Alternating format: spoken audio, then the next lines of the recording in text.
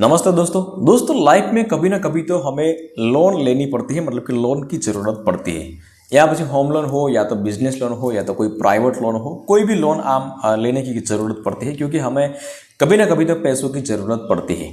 लेकिन कौन से लोन ले, कौन से लोन हमारे लिए हितावह है, कौन से लोन हितावह नहीं है, इसके बारे में हमें कोई भी जानकारी नहीं होती है। इसलिए मैं आपको आज कुछ ऐसी लोनें बताऊंगा कि जो हमारे लिए बहुत अच्छी लोन होती है हम अगर लेंगे तो, और कुछ ऐसे लोन होंगे कि जो हम अगर लेंगे तो इसका ब्याज दर, इसका जो लोन लेने के बाद का जो पीछे का जो खर्चा जो है वो बहुत बड़ा होता है और हमारे लिए वो घातक साबित होता है।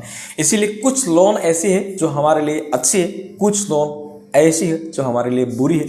कौन सी अच्छी है और कौन सी बुरी है, इसके लिए स्टेप बाय स्टेप इस वीडियो के माध्यम से मैं आपको बताऊंगा। तो वीडियो को लास्ट तक देखते रहना। तो चलिए शुरू करते हैं। तो सबसे पहले बात कर लेते हैं सबसे खराब लोन के बारे में। और सबसे खराब लोन में अगर पहला नंबर किसी का आता है तो वो है क्रेडिट कार्ड लोन का। जी हाँ दोस्तों, क्रेडिट कार्ड लोन जो है वो सबसे लास्ट नंबर पे आता है, मतलब कि सबसे खराब लोन में पहला नंबर आता है। बैंक हमारी कैपेसिटी से 3 गुना ज़्यादा क्रेडिट कार्ड के जरिए पैसा दे देती है और उसके बाद हमें 45 दिन के बाद हमें उसको पे करना है। लेकिन ये 45 दिन के अंदर में हम काफ़ी सारी वस्तुएं खरीद लेते हैं, कपड़े खरीद लेते हैं, टीवी खरीद लेते हैं, फ्रिज खरीद लेते हैं, और 45 दिन के बाद अगर आपने पैसा नहीं पे किया तो उसकी पेनल्टी इतनी तगड़ी होती है कि 1500 से 2000 तक पेनल्टी होती है। और उसके बाद भी अगर आपने पैसे पे नहीं किया है तो उसका ब्याज दर जो है वो 20% से लेके 50% तक उसका ब्याज दर होता है। और उसके बाद भी अगर आप पैसे पे नहीं कर पाए तो आपका जो सिविल स्कोर है वो बैंक ख़राब कर देती है। और सिविल स्कोर एक बार ख़राब हो जाने के बाद ज़िंदगी में कभी भी आपको किसी भी बैंक में से आपको लोन नहीं मिलेगा। इसीलिए अगर आपको ज़रूरत है तो कोई और लोन ले सकते हो, लेकिन क्रेडिट कार्ड की लोन लेके पैसा कभी भी आप फोगट में मत उड़ाना। क्रेडिट कार्ड कभी भी नहीं लेना। उसके बाद बात कर लेते हैं पर्सनल लोन के बारे में।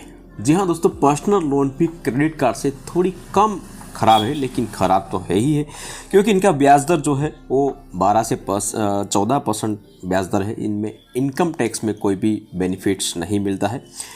इसीलिए पर्सनल लोन अगर आपको ज़रूरत पड़े तो ही लो, और जितने पे अमाउंट की आपको ज़रूरत है वो 100% पर्सनल लोन मत लीजिए। 30 से 40% कोशिश करिए कि 30 से 40% आप पर्सनल लोन लो, और उसके बाद कोशिश करो कि जल्द से जल्द ये पर्सनल लोन आपकी जो है वो ख़त्म हो जाए, क्योंकि पर्सनल लोन का ब्याज दर जो है उसकी पेनल्टी है वही भी इतना ही। बैंक चार्ज है, लोन चार्ज है, इसमें काफ़ी जो अंदरूनी चार्ज आता है जो बैंक वाले हमें बताते भी नहीं। इसीलिए पर्सनल लोन को भी आप अगर इग्नोर करें तो इग्नोर कर सकते हो। कार लोन, वाहन लोन के बारे में बात कर लेते हैं। वाहन लोन के बारे में अब आप बोलोगे कि वाहन तो हमारे घर में नया आता है, कार हो या तो कोई भी बड़ा वाहन जो है वो तो हमारे घर आता है, तो ये ख़राब कैसे हो सकती है, लोन कैसे ख़राब हो सकती है? तो मैं आपको बताता हूँ।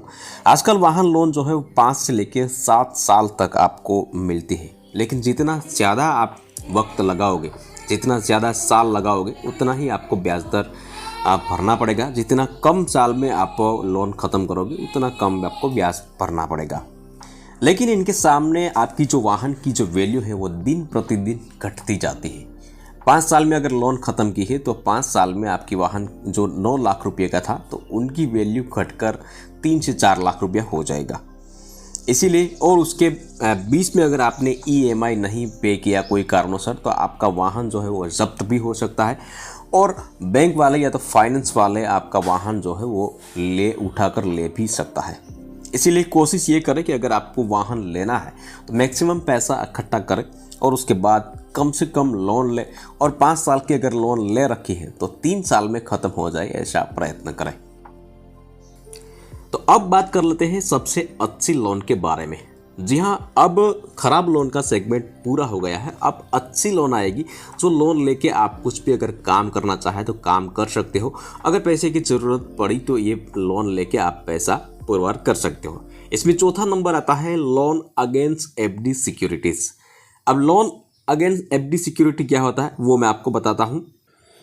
अगर आपका कोई भी बैंक में FD पड़ा है, मतलब कि फिक्स डिपॉजिट के तौर पर आपने पैसा जमा रखा है, अगर पैसे की आपको ज़रूरत पड़ गई बीच में, तो आपको ये एफडी आपको तोड़ने की कोई ज़रूरत नहीं। इनके सामने बैंक आपको 90% लोन आपको पे करती है, और 90% लोन पे करने के बाद भी अगर आपका 1 लाख रुपया है तो आपको 90,000 रुपया आपको पे करेंगे लोन के जरिए।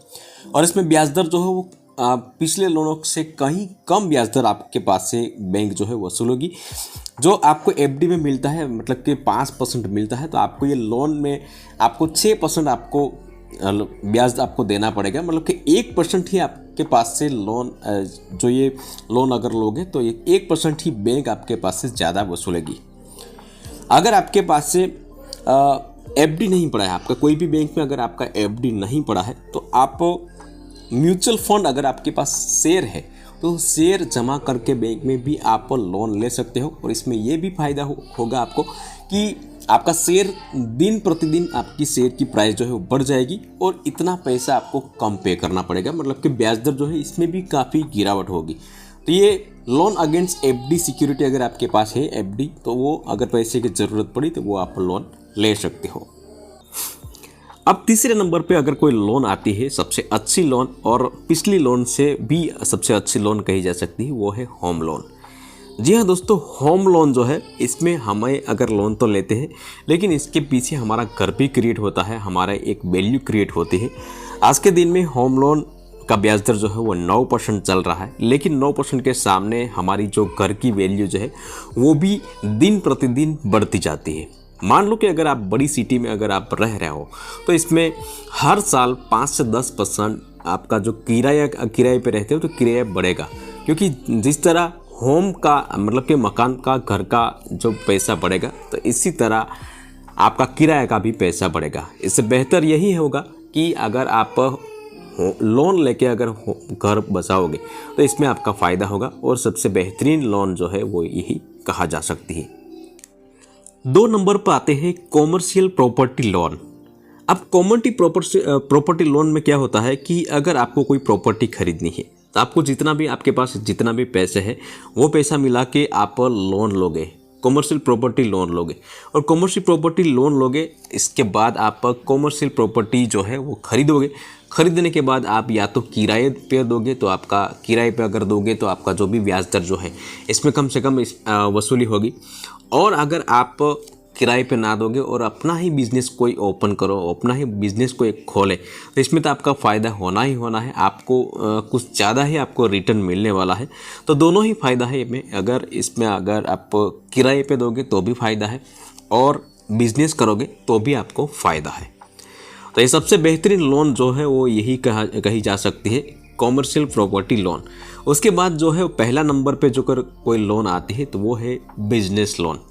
अब बिजनेस लोन और ये कॉमर्शियल प्रॉपर्टी लोन जो है वो सेम ही है, इसमें कोई ज़्यादा कोई डिफरेंट नहीं है। लोन लेके आप या तो अपना बिजनेस शुरू करें या तो आप किराए पे आप दे सकते हो। लेकिन इन दोनों में जो है वो ब्याज दर है वो 12 से लेकर 14% आपके पास से बैंक जो है वो वसूल करती है, लेकिन इनके सामने आपको रिटर्न भी इतना ही मिलेगा।